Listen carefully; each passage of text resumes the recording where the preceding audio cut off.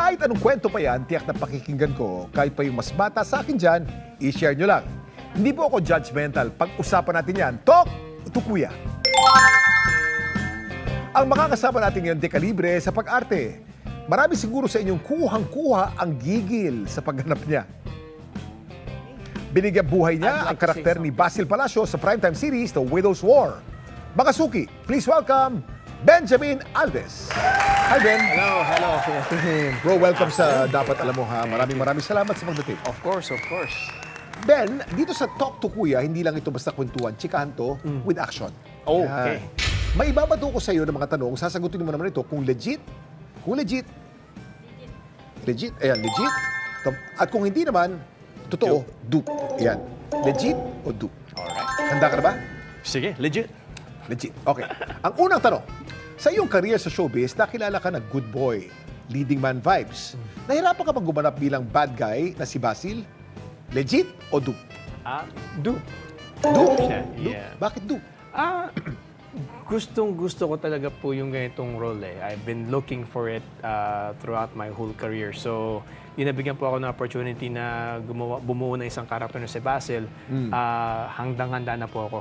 So, Ano mas gusto mo? Babait na karakter o mas salbahing karakter? salbahe, parang mas masaya siya eh. Mas may friction sa eksena, marami ka nakakaaway sa mga characters ng ibang ano. So mas exciting ang emotion. No? yeah, mas exciting. Hindi mo kasi hindi mo talaga normal na nagagawa sa totoong buhay yung ganun Doon po nagagawa eh. mo.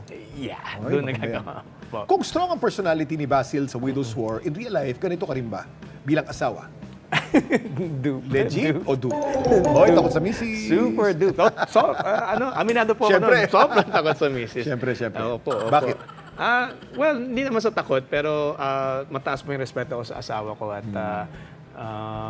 alam ko na po bago po kami kinasal na pag masaya po siya at pag lagi po akong mali, peaceful po sa bahay.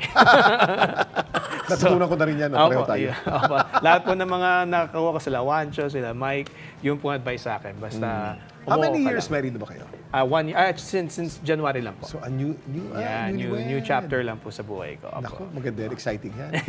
Yes. Naging mas mapili ka ba sa pagpili ng roles, pati na sa oras dahil married man ka na? Nagbago ba ang timpla ng karir mo nung nagpakasal ka? Legit o dupe? Legit.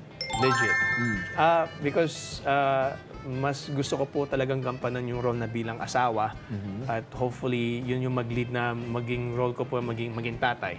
So mas nagiging mas may weight na po yun para sa akin at this time na makabuo ng pamilya at Ayun ang priority mo. Yun po yung priority ko ngayon. Kung binigyan ka ng primetime role, leading man, lock-in taping 40 days, medyo highly romantic sa ibang babae, tatanggapin mo, hindi mo tatanggapin? Doon sa part ng babae po, wala po kaming problema ng asawa ko. Sa ngayon, like today, I would have to say no because nasa chapter po kami ng Pagpapalakas ng relationship. Papalakas ng Pagbuo ng relationship. paggawa ng baby. Family planning, kumbaga. So, yun po yung so I would have to say no, saka nagawa ko na po yung nag-lock-in ng 40 days. Mahirap, na. no? Yeah.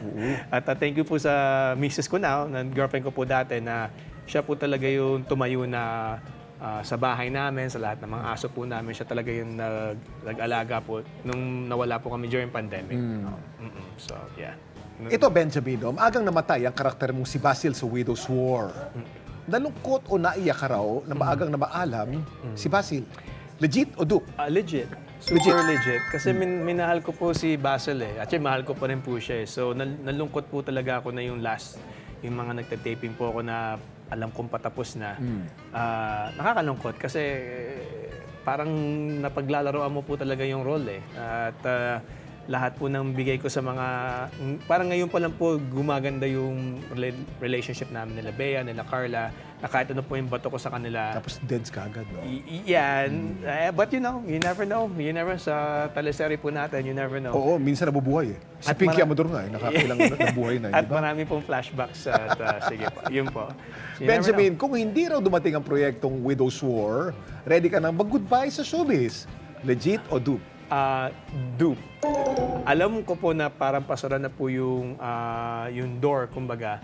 Pero wala naman pong ready na parang I would accept Di it mo na. alam yan. Yeah, pero during that time na hindi pa po pumapasok yung Widow's War, medyo madalang po yung parang matagal po yung gap between shows. So, and then I got married, so ang dami pong focus na napupunta sa iba. So, o yung focus ko napupunta po sa ibang bagay. So, I was ready, but I knew, or I was expecting, but parang wala naman po gustong mapunta doon sa punto na yun. Thankfully, hindi naman po nangyayari.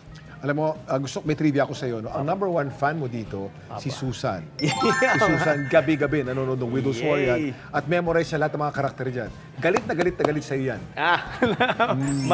Bumati naman po ako sa kanya kanina. Sorry po, Miss Susan. Dahil kontrabida ka rito, pag mga nagagalit sa iyo, mga nakakasalubong mo sa mall. Opo.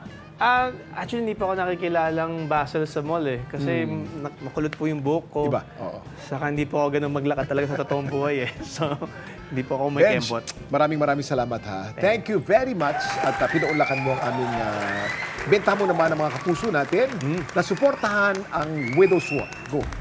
Again, maraming salamat po for watching Widow's War at subaybayan niyo po kasi kailangan po natin malaman kung sino nga po naglason kay Basil. Every night po yan, Monday to Friday, after pulang araw.